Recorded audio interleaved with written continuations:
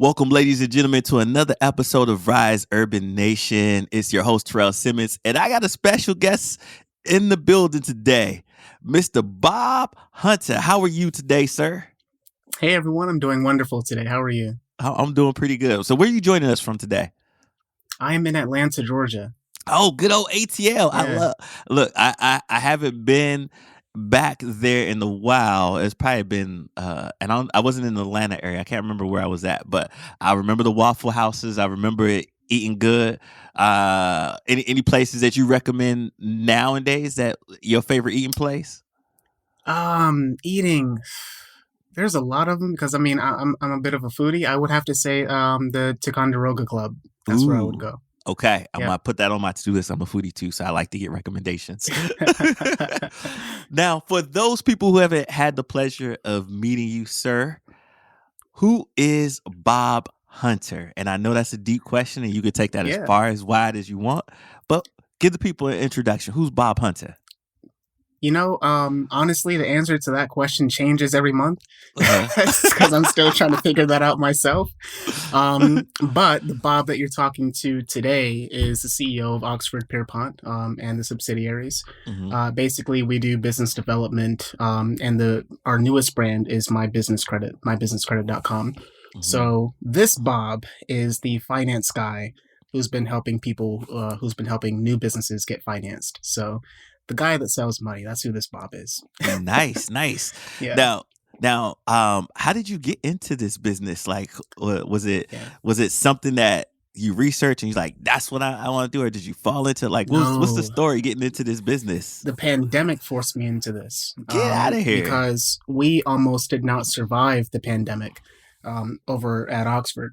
Mhm, So, a little bit of background, to just make it short. Our primary business had been business development, marketing, that kind of stuff, all the way going back to 2016. We ended up mhm, niching down into attorneys and mortgage companies. So, like Wells Fargo Home Mortgage, Loan Depot, Fairway, these big companies. And we were dealing with a lot of attorneys, primarily because they paid the best. Now, okay, let's be frank. mm, Well, the problem with doing that is as soon as the pandemic comes, everyone's shutting down. They were literally closing the courts during the mm, pandemic. So the attorneys were like, hey, we need to pause their services. And I'm thinking, all right, well, how long can this be? It's 3 months, I'll give it. Well, 3 months goes by. Now it's June, and we're still like, it's just getting worse. Even on the mortgage side, they're like, hey, we need to slow things down. So I guess the solution that I had was, well, hey, if the complaint from everyone is we need money, why don't we start figuring out how to get people money? Around the same time, there was all this going on about the PPP and the EIDL and all these business owners. Everyone was just really focused on how do I get money for my business when cash flows is like being choked right now. mm, So that is how we transitioned into financing. That was June of 2020 when we started that journey. There was a lot to learn in mhm, that time. We're now going into 2023, and now we have two brands. And we have a brand just dedicated to small businesses, just because along the way we learn bigger businesses or people who are asking for $1 million or more, it's a different conversation than smaller businesses. So people who are asking mm, for under a million. So that is why we have my business credit, which is just for small and medium sized businesses, people who have those new business questions, people who are mhm, still getting the basics established. Maybe you don't even have your EIN yet, those kinds of basics. So mm. that's how we got into that, kind of by force. It I was our love it. pivot. I love it. I love that pivot, and I think every entrepreneurial journey goes through a pivot at some point. Because if you don't go Mhm. through the pivot, you be like the dinosaurs, like the blockbusters of the world, right? And Yes, if you don't know what blockbuster is, my point intended. exactly. So you also mentioned that about the journey and then learning this. Like, I mean, how do you learn something like this? What books have helped you on the journey, or is it not even a book? Did you need mentorship? Like, how did you come Yeah. to figure the learning of this throughout the journey? There are a lot of resources for learning commercial loan brokering, learning how to package loans. And for where we are, we're still dealing with third parties. So, first and foremost, we were a marketing company first, right? Mhm. So, our initial objective was, hey, how do we get businesses access to funding? Mhm. That doesn't necessarily mean that we ourselves had to provide all the funding. Mhm. So we started working with third parties to be able to get them funding, right? Mhm. And by the end of 2023, because this is something that we're actively working on, we're building relationships with 209 individual lenders so that we will be able to directly provide that funding. So, not to say that we're just trying to get rid of the middleman, but we do want to take as many steps out of the process as we can. But in the short term, we work by simply matching our clients with whoever is the best lender for what they need to deal with. I love that. I love that. Yep. In your journey, what would you say has been the best thing about entrepreneurship? Ooh. It's a tough question because everyone romanticizes entrepreneurship in a way that can be a little bit unrealistic sometimes. And Uh-huh. not everyone makes it to the end of the marathon, right? So everyone thinks, oh, it's going to be this quick race. I'm going to quit my job. I'm going to go and start my own business. I'm going to be my own boss. And then you get in there and you find out, oh, this is a marathon with several legs to the race. There's quite a few laps you got to run on this thing, and not everyone makes it to the end, partially because of poor preparation and just not even knowing what to expect. And Mhm. so when someone says, "Hey, what's the best part about the entrepreneurship journey?" I would say it has to be the strength that it has given me as a person. Mm. Because I mean, not everyone talks about that ramen noodle diet. If you're starting out the wrong way, like I did, and you don't know what to do, right? And so you're so focused on, well, I'm good at this thing, but business is all these other pieces too, Mhm. you know? And no one talks about, like, everyone has that living paycheck to paycheck, but no one ever talks about your employer who might be living payroll to payroll? Mhm. So Client to client.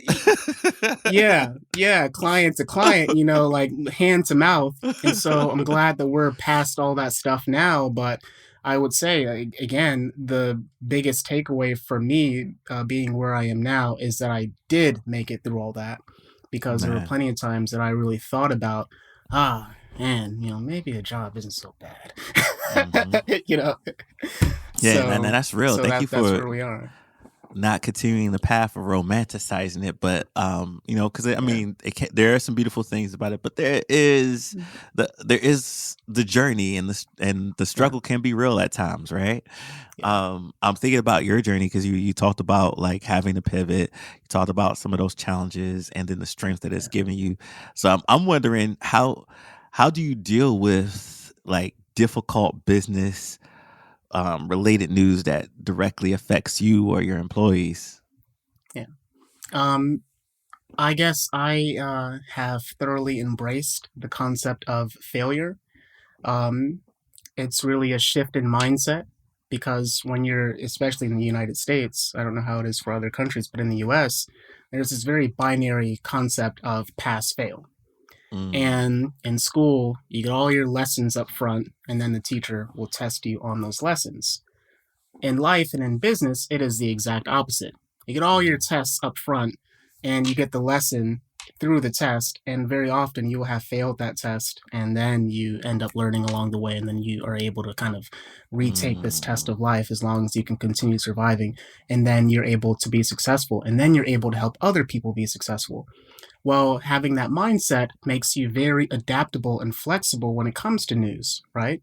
So, pandemic happened, right? If the pandemic had happened when I was earlier in my career, as I was starting Oxford, I probably would not have even known that pivoting was something I really needed to do, right? mhm, I would not have even, not even just about, no, I know what pivoting is, just because, I mean, just basics of school, but I mean the actual implementation and execution of that pivot, being mhm, able to transition from that one business to the other, and keeping up with the news in the way that told me when I needed to pivot, right? when enough was enough. Like, okay, so it's been 3 months, it's been 90 days. Pandemic is obviously not shifting. Let me go ahead and make that decision. So I guess to answer your question, knowing how to handle failure, knowing when to pivot, and having that experience and having made it that far in the first place is what makes you adaptable to the news. Mm, I mean, now if news happens, I mean, I don't know, not to say that I'm expecting the worst, but I'm a better planner, so it's not as big of a deal now. Like when yeah. Russia invaded Ukraine, that was very inconvenient, but it wasn't Mhm. the end of the world. Yeah, not for Yeah. me. I mean, for Ukraine, it's pretty bad. Yeah. Yeah. Yeah, Yeah. That, and I often say that sometimes in the test, you kind of you kind of learn some lessons along the way that help you either adapt or pivot or yeah, make the decisions that you need to make to make the business better or more fluid. yeah, So sometimes you kind of need that test, yeah, and those failures to learn those pivotal key moments and that lessons that you need. yeah. um what's some advice you would give to people thinking about becoming an entrepreneur? Um, Number one, and this is coming from the finance side of me, but take care of your personal credit. Hmm. Um, I know that there's this whole narrative online that says like, oh, you can go get an EIN and the bank's going to let you buy a car and all this stuff just because you have an EIN. They're leaving out such a big portion of that story, right? No one's going to talk to you about anything unless you can prove that you can handle the money one way or another. Either it's going to be that your business truly can stand on its own because it has the cash flow, it has the collateral, okay, and it does have established credit on its own. So, yeah, nobody has to ask you for your social security number. Or you don't have all those things in your business and they certainly do ask you for your social so that they can check your credit and they're looking for that specific number of 680 or higher, right? Hmm. So fix your credit. That would be the first thing I would tell anyone who's starting a business, even before they have started the business, right? As you are coming up with the idea and you're planning, one of the first things to do is fix your personal credit. Hmm. Your life will be so much easier if you can just access funding. So that's the first thing. Second is do proper planning. Very rarely are any of us reinventing the wheel on anything. Okay. So that Hmm. means that they're, especially in 2022, going into 23, Google is very powerful. It always has been. Someone somewhere likely has not only done what you're trying to do, but they've also explained how they've already done it in detail. Hmm. So take the time to just plan, take the time to find consultants, to find mentors, pay for consultants. That's kind of their whole job, is to tell you, like, hey, here are where all the holes are. Don't jump into these, you know? Hmm. Hmm. Plan ahead because, and I guess what I'm getting at is, yeah, I had to deal with that whole ramen noodle diet thing, and I had tough times where I didn't have enough to always cover payroll, and I'm living client to client, but that was all avoidable if I Hmm. had just known certain things that I know now, and half of it did come down to just proper planning. Half of it did come down to having good cash flow. I Hmm. mentioned hiring a consultant. Well, you got to pay a consultant. That comes back to cash flow. Where's that money going to come from? So Hmm. taking care of your credit, right? So that from the very beginning, your business is not undercapitalized. Knowing just those basics. And we're talking about all of the things before your business is even started. Hmm. Each business is still going to have its own challenges when you get in there, right? So Yeah. make sure you're learning stuff specifically about your industry and your particular business. But as a concept in general, understanding, hey, let me plan properly. I know business plans are boring, but write one anyway because it forces you to think through your business in the long term. Hmm. Make sure that you really are talking to people. Make sure that you really are able to access that financing. And then, I mean, I'd say just emotionally, make sure that you are prepared to, I guess, see all the challenges through to the end. Hmm. Because generally speaking, I mean, the failure isn't really a failure until you kind of stop trying. Yeah. Otherwise, it was just you learning yet another way not to do something, which isn't the end of the world as long as you can survive it. Hmm. You know, there's this quote. I don't even know if it's a real quote or not, but something along the lines of Thomas Edison learned 10,000 ways not to make the light bulb. You know, I've seen that one before. I've seen that one. you know, you know. So there's nothing wrong with getting it wrong. It's just a matter of being able to keep going. and being able to know who to talk to kind of guide you in the direction of what keeping going actually means, and doing it right, and making sure that you have the money to keep going. So Nah, those would that be goes my back to bits of your point of the advice. marathon too. Like, is this?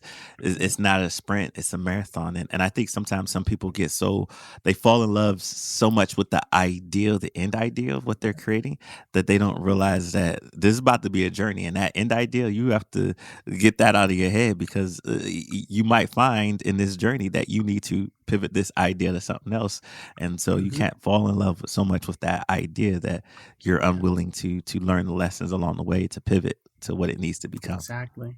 Yeah. Exactly. And I mean, and just to kind of grow on that a little bit too, talking about ideas, make sure that you're flexible with your ideas, because often what you're building and your perception of what your ideal customer needs, you might get into the business and find out, oh, more people are buying this thing. More Mm, people are coming to me from this channel. I thought it was going to be from here. mm, I'm finding that this methodology of selling works better than that one. So being able to learn from your own business as you are in the midst of growing it, that is also an important quality to have. And mm, I also want to make sure I'm, sprinkle a little bit of positivity in there too, because while the journey of getting through the whole business thing is hard, those who do actually finish that journey, I mean, there's a big pot of gold on the end, all right? mhm. Let's not forget, you are your own boss, right? Okay? Yeah. No one's asking for you for any you don't have to go asking anybody for any bathroom breaks or vacation time or anything like that.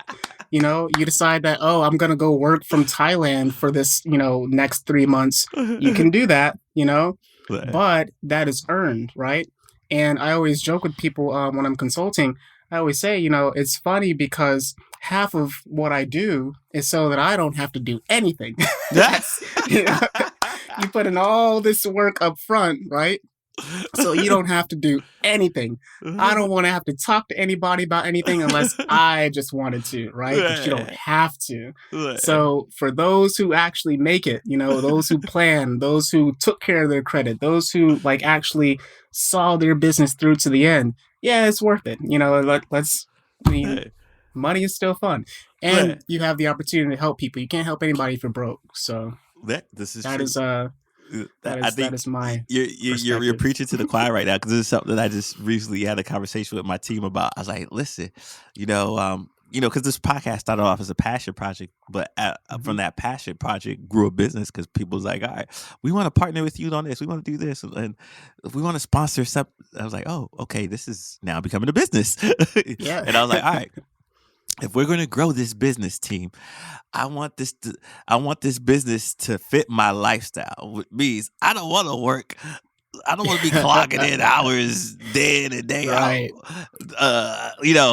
40 hours a week. That I could do. I could get a Exactly. job for that. Exactly.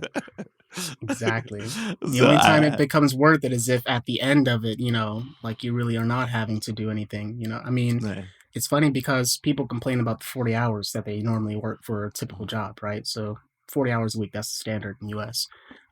You start a business, you might actually end up putting in 80 to 90 hours, if not 100, mhm, week after week after week after week. And this might go on for years. mhm. Okay. And on top of it, you're probably not even being paid. When you're starting out, because that money needs to go back into the business so that it can grow if you're smart about it. But boy, do you get that time back later. Yeah. So, just persevering and making it to the end, it's worth it. It is. It is. If you could meet any entrepreneur, dead or alive, who would it be? Elon Musk. Oh, dead Elon or Musk. alive. It can be Nikola dead or alive. Tesla. Who? Nikola Tesla. Okay. Nikola Tesla. Yeah, Why? Why'd you choose? genius. I, Uh, I, I, I'm just.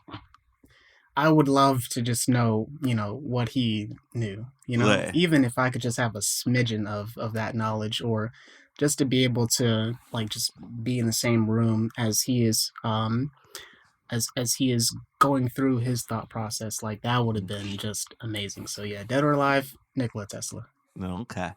Yeah, Now I want to take us back to, because in the previous question we talked a little bit about it. Like, sometimes you put in that 40, sometimes you put in that 80 when you're first starting out, but it yeah. comes in on the back end. In your opinion, because we talk about a lot of people talk about work life balance. Is there such thing as work life balance when you're an entrepreneur? I'm the wrong person to give advice on that because I do not have any kind of balance. I sleep 4 hours a night, and I've been doing that now for about 5 years, and it's extremely unhealthy. Uh-huh. So, let's not have the blind lead the blind on that one. Okay, all right. Well, we'll pass on that one. We'll pass I'm on. still trying to figure the answer to that for myself on that one. If you could Yeah. retire anywhere, where would it be? And yeah, well, I don't know. Or would you ever retire? I guess is the question. Or is this another blind lead the blind question? No, I mean, with retirement, I think that one is because you got to really think in the context of what retirement really means. Hmm. Generally speaking, retirement means that I do not have to show up at anybody's job for this amount of time, Hmm. and that I still have some kind of income coming in. That's really what retirement comes down to. Hmm. I can live financially stable without having to go to a job. Hmm. That's what retirement comes down to. When you are an entrepreneur, though, because you're normally in complete control of how the job is in the first place, retirement becomes a little bit less of a necessity, and in fact, retirement actually starts turning into a negative for some people. And this is also true for regular Hmm. employee people too. You find that people who retire, they get bored after they've done everything they thought they wanted to do, and now they have nothing to do. So I feel like the goal is less about maybe retirement in the sense of being able to do absolutely nothing, and more Hmm. about the freedom to be able to just do the things that you want to do. And Hmm. anytime that any of those things become a burden, having the freedom to walk away from them without having any significant consequences. Hmm. So I might decide, hey, I don't want to do the one-on-one consulting anymore, but maybe I want to go back to giving speeches, and I might want to do that for 5 years. But maybe I'm tired of doing that, and now I decide, oh hey, I want to just I don't know, start consulting people again, but this time I want to do it internationally, and I start traveling doing that.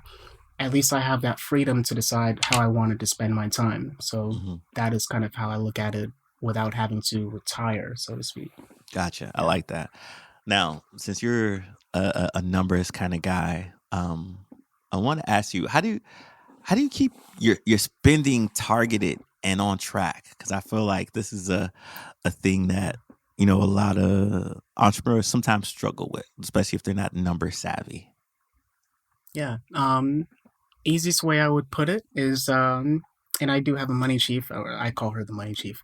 I do have a person who's in charge of the finances, but first is making sure that whatever it is that your business does is priced correctly.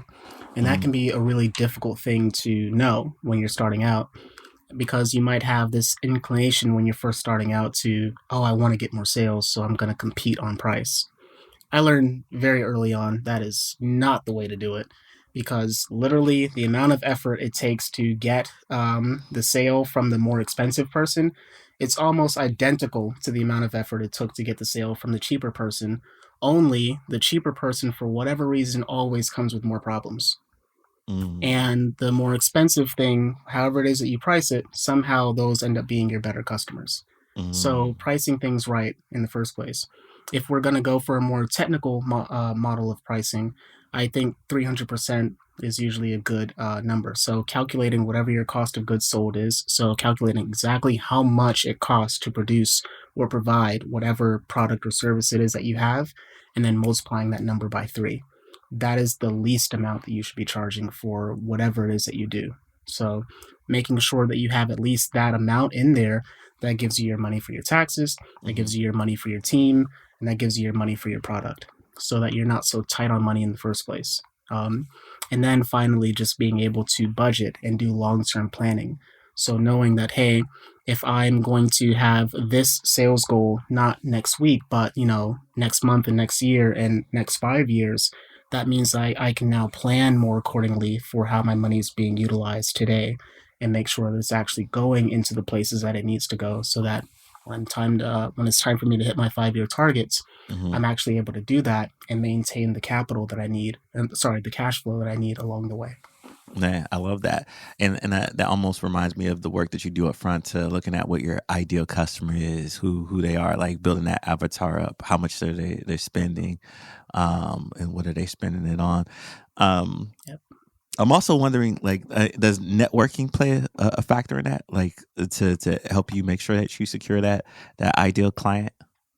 Yeah.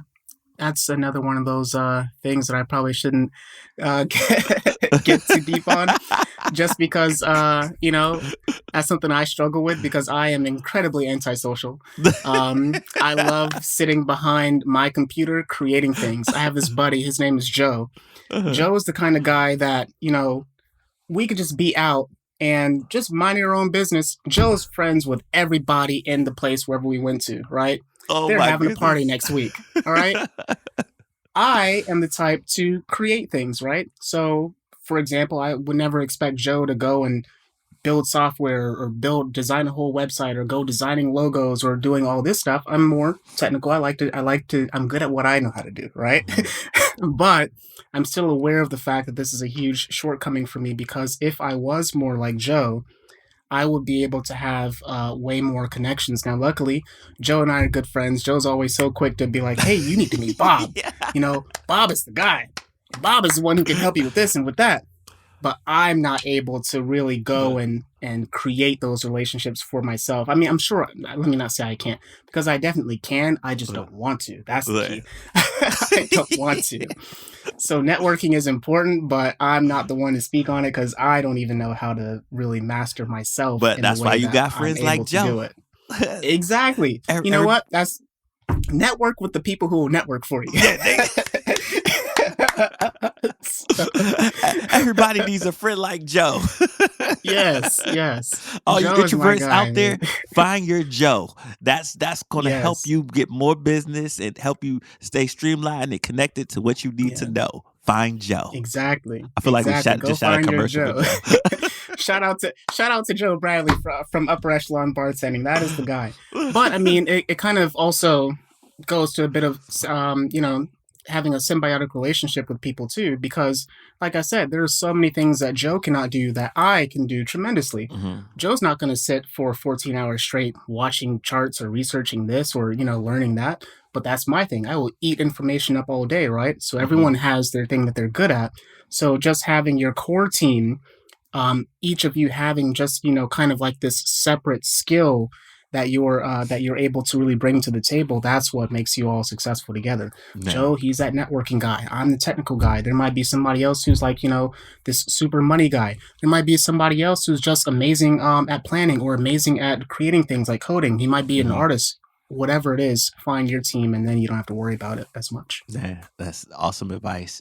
So, how does a Yeah. technical guy plan his day? What does a typical day look like for Pop Hunter? How do you plan your day?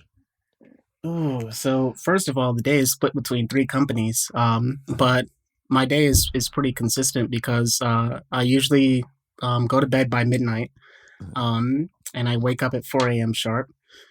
From 4 to 5 a.m., I listen to the BBC World Report while I'm watching the markets and kind of basically getting a hold of whatever was happening in Europe and Asia for the market overnight session. 5 a.m., I listen to NPR, and that gives me kind of a very quick understanding of Mhm. whatever the current news is for the day. And it's really important that I know that just because these things matter like day to day to day. It was funny because I'll give you a good example. When Russia was invading Ukraine, or before they did, there wasn't like they just overnight went and attacked. There was Mhm. this build up first. They had all these tanks and stuff like on the Ukrainian borders. Yeah. The Beijing Olympics were happening. This was back in November, and Putin is basically with Xi Jinping. Uh, uh, Biden's over here warning everyone like, hey, this thing's about to happen. So my point is, by paying attention, you had a lot of time to see that the train is coming to hit you. I guess is what I'm saying. Yeah. So I take the news cycle very seriously, not in the sense that I'm talking about CNN, Fox. I don't watch TV, so I Yeah. don't Like not that kind of world news, but global news. yes, I need to know the fundamentals of, hey, this is what's happening because this is what literally impacts the economy. When the consumer price index comes out from the Fed, I know ahead of time and I know what the expectation should be because none of this stuff is a surprise. So that is my morning, usually focusing on Oxford Pierpont Capital all morning. Then by I'd say about 8 o'clock, That's when my staff starts coming in, so they start Mhm, checking in, dealing with the staffing agency stuff first because we do have a staffing agency. That's one of our subsidiaries.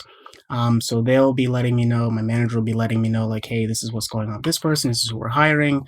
This is who needs to be fired. Well, normally that's I'm the one who's saying who needs to be fired, but um, just kind of getting those updates and figuring out what the mhm, day is going to be.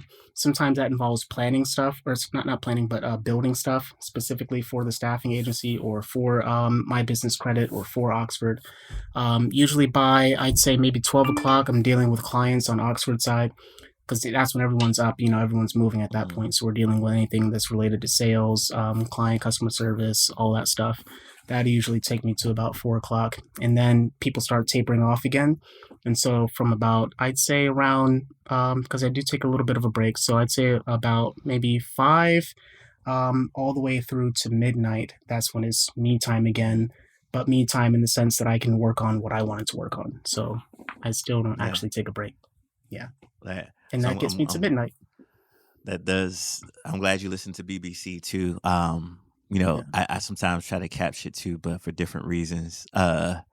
This Fed tightening and I want to know when we going to loosen up so I can start to see some better rates around here and the stock market get back to what I'm used to it being March. and I can have like a normal Yeah. life in the this financial system. Yeah. Yeah. So you're predicting March? I would say March. Yeah. Yeah. What gives you hope and reason for March, dear sir? Um, I would say just kind of looking back on how the market performs in general and how Mm, cycles happen. Also, paying attention to how the Fed has raised interest rates over this year. They've done it 5 times now. I mhm, think this last one that we just had this month will likely be one of the last. They might raise it a little bit more, but I mean, mhm, we're up now 5 points. So I expect they would start slowing things down as the CPI starts getting better, mhm, meaning that price CPI is consumer price index. So that just means that, hey, how much is that gallon of milk, right? If the gallon of milk is too expensive, CPI means inflation's probably still a little bit high, right? mhm, Well, on this last report, a gallon of milk came down, for the example. mhm, Unfortunately, those services are still up, meaning that wages are still up. mhm. So after we start seeing that those are coming down now too, that's when I can expect, all right, now we're getting back to normal, probably getting back to, I'd say, around 2021 levels and working Mhm. our way back from there. Is it Nah, ever going to be super cheap? No, but stable. nah. Like it was just interesting to see how that all played out this past year because the Fed kept telling us that this is what they're gonna do. They're gonna keep tightening, and for some reason, the market Mhm. didn't always listen to what the Fed was doing, and people Yeah. were playing the market as if, oh no, well, it, this we don't No. need it's they're gonna go back and they're gonna come back down so No. I couldn't quite call it. I don't know. I don't know. Did you feel that way? Did you feel like there was like No, I think Jerome Powell is a pretty straightforward guy. like Now 2021 was a whole year of nonsense because well, late 2021 and then first half of 2022, because for a while they thought inflation wasn't happening. mhm, So they were calling it transitory inflation. And so that part was a little bit annoying, but after they acknowledged, like, yes, this is happening, mhm. I think he's been pretty consistent about how it's happening, what they're going to do about it. Nah. Eh, do you feel that we're in a recession? Um, that I don't know because I honestly thought that, well, from a technical perspective, it seemed like we were, but as I was mentioning earlier, things are getting better now. Mhm, So if it was going to be one, it was more like a little baby recession, but it's like, hey, that car almost hit me, but it didn't quite, crash into me. It was more mm, like a little graze, a little fender bender is kind of how this is playing out. Whereas I would consider 2008, that was a whole car wreck, That yeah, was like, I don't think we're going to have a 2008 level like recession. Yeah. yeah, absolutely, And certainly not a depression. yeah. Not like 2008, that's for sure. Yeah. For all of us who Yeah. lived through it. Yeah. Um, do you prefer bootstrapping or raising money for your entrepreneurial endeavors? for doing things the right way, raising money. That's always going to be the answer. Can you bootstrap? Of course you can. There's always a way to bootstrap. But if we're talking about the right way to do things, the right way is, hey, fix your credit, meet the people who can invest in your business, have a proper business plan, do a proof of concept, raise money, do rounds of seed funding, your Series A, your Series B, etc. That is the right way to do things.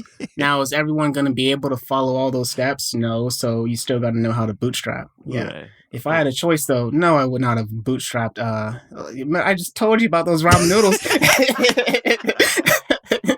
That wasn't fun. I had to ask, though. I had to ask. No, man. No, bootstrapping is not the first choice. It is a choice, but it's not the first choice. I love it.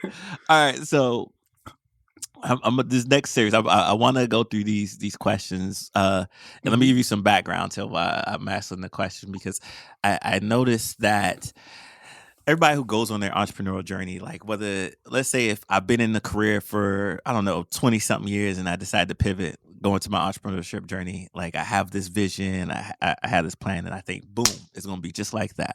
Or I'm just getting out of college and I was like, you know what, I could start a business doing that. And I have this idea. And even if I have this plan of what it's going to be, they think I'm gonna get that first deal. I'm gonna get that first job, or let's say if it's not even entrepreneurship, like after I get out of college, I'm gonna get this first job, which is gonna launch me into the next thing of what I need to do. Yeah. And what I try to do is I'm like, hey, if people have different starts and different journeys, it's not always what you think. That person, Bob Hunter, who's now the CEO of this company, he may have not started off in that industry or in that job. Let me tell you what his first job was. So the question is, Bob Hunter, what was your first job? I mean, first job, I'd say all the way back at Six Flags when I was 15. That was first, but I'd say more relevant job would be the last job that I had, because I was the director of operations development for a printer manufacturing company in Atlanta. And I love that job. I mean, my job was basically to go and create new things every 90 days, pretty much. So every quarter, there would be some big thing that I would release. Whether it was departments, software, it would be some big innovation for the company. Like, that was my job. And I love that. The problem with that is twofold. Number one, I was too comfortable for my own good. So there was nothing that would have made me leave that job. And I was not reaching my full potential. And I was investing all of this brain power and knowledge into someone else's business, in a sense that they are the ones who end up benefiting long term. Now I know, of course, with that kind of creativity and that kind of work, like, yeah, they were they were benefiting. They were getting a But the good deal second out of you. problem, yeah, especially for what I was being paid at the time. I mean, I thought it was good at the time, but now knowing what I know, it's like, oh, y'all got a deal. But the other side of that too is the sickle cell got me. And for those of you who don't know, sickle cell is just a hereditary blood disorder, causes frequent pain and all that. Well, the sickle cell ended up taking out this eye. Okay, so this eye is actually blind, not fully blind. So it's like I see silhouettes in this eye. Well, I ended up losing my job over that, and because of that, I didn't know what to do. I did not know, like, where I was going to end up getting the money to pay my bills, because I didn't have enough money saved up, because I was, like I said, super comfortable, thinking this is going to be like, life forever. And I had to figure out what to do. So that is how Oxford originally got started, is because I had to. I had to figure out how to pay the bills. Well, I had all these skills from doing the whole development thing for LMI. So I was like, all right, well, fine, I'll sell that. And so here we are. So that is where the journey started. And I mean, I guess the biggest lesson is, and again, not disparaging anyone who has a job, because business is not for everyone. We just talked about how difficult things can be. But I was admittedly way too comfortable, and it took for God to take my eye for me to I guess reach my fuller potential. That Not literally, fullest yet, but fuller. I think literally and figuratively, like he took your eye to focus it on other things to Yeah, help you come into focus yeah, eye and to your realization of your intention of becoming the best version of yourself. yeah. Right, so I So love that. That's a that's how beautiful that story. happened. That is a Yeah. beautiful story. Man, we should have started with Well, that. now it's beautiful. It's well, it's funny because these things are always wonderful in hindsight after you survive them, you know. But Yeah. at the time, it was like I couldn't The even read, le so it was a big deal, you know.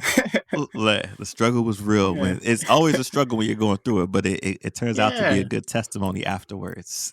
yeah, yeah. As long as you survive, Yes. that's the key. That's the key, That part. survive it.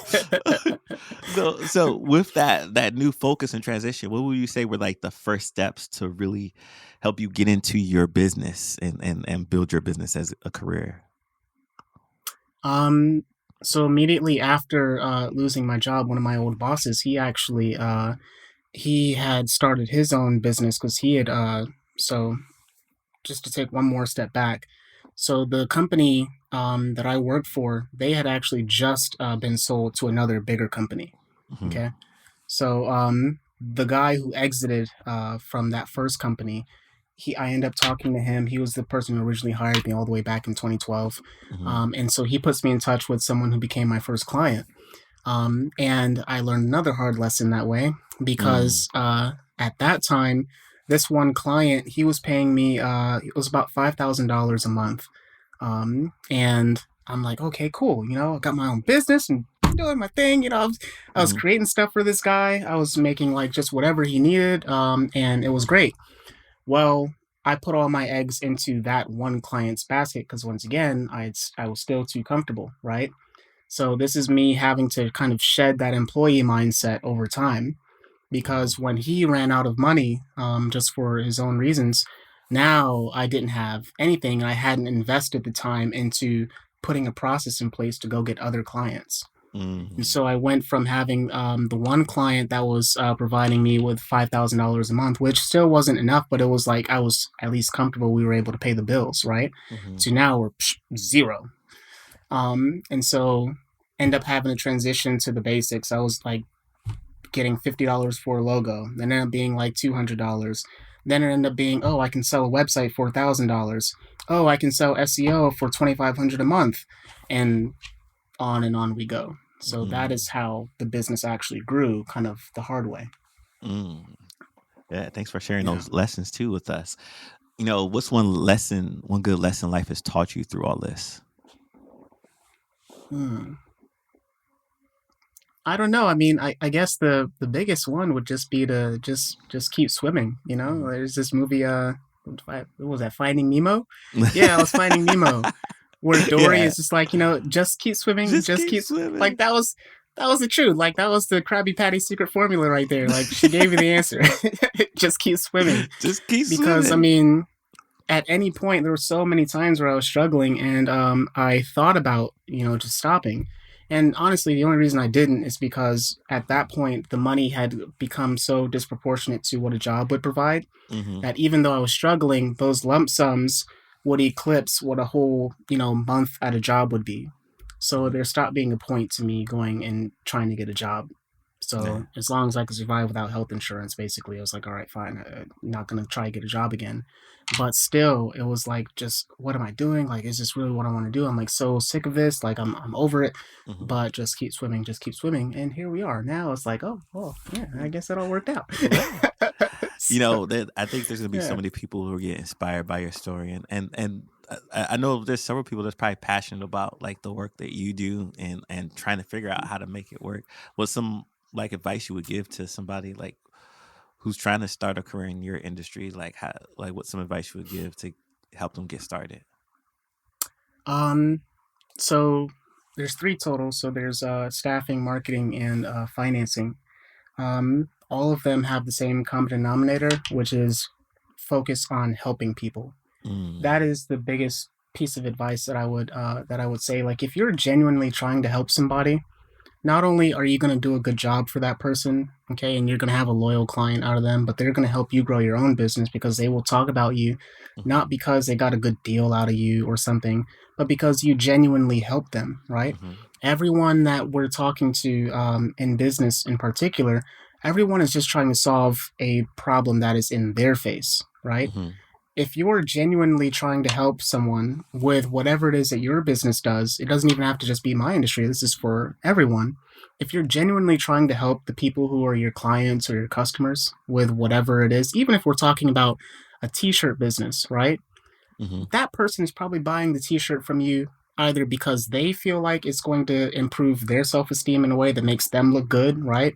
Or they're trying to get it as a gift for somebody, okay? Which again makes not only the gift giver look good and feel good, but now the gift receiver.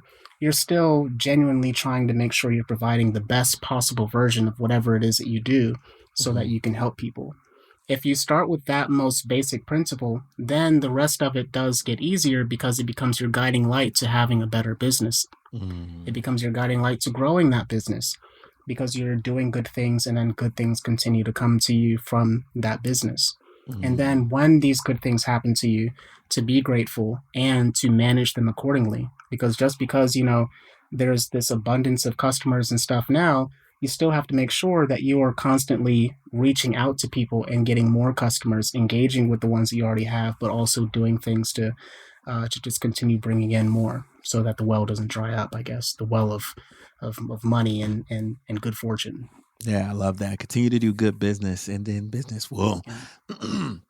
and likely return to you because of all the positive comments, reviews, referrals that customers will give back to you. So I love that. Yeah. Um, let's end off on this note. Well, two Sure. questions. The first one Hmm. is, when you look at your industry, what does the future look like? What do you think the future has in store for your industry? It's so exciting. It's exciting because, I mean, just last month or just this month, we got the release of Chat GPT, which for Mhm. those of you who do not know, it is this AI chatbot. And there have already been AI chatbots, so the concept is not anything unique or isolated. But this particular release from OpenAI just really fundamentally changes how people can work. Right? It's Mhm. very rare that something changes how a certain process is done. So right now, if you want to know something, for example, you do a Google search or you Mhm. search for that information on YouTube. You can literally ask ChatGPT and it'll give you a pretty solid answer within limits. There are some things that it still has to be tweaked on because the thing is like brand new, hot off the press is new. Mhm. If even if we're talking about like, hey, I I'll give you a good example. I Mhm. told my HR manager, I said, hey, I want you to use ChatGPT to write a job posting for this particular job. Beautiful job posting, just like Mhm. that. I mean, within seconds too. So that's a fundamental change in the business process, right? Let's say that I'm going to be doing SEO for someone, or I need to write website content. I can go to ChatGPT and I can say, hey, write me 1,000 word article with a keyword focus on whatever, and it'll do it, and it'll do it in seconds. So that is the first big one. The next Chat big one I GPT? would, You said yeah, yeah, oh CHAT yeah, GPT? Chat GPT. Yep. This sound like some So Elon Musk type of invention. I mean, it's by OpenAI, and I mean, OpenAI is already amazing because those are the same people who bring you where you're able to just type in a prompt and it will Mhm. create this AI art. People are getting pretty familiar with that now, Yeah. where you can just kind of create this AI art.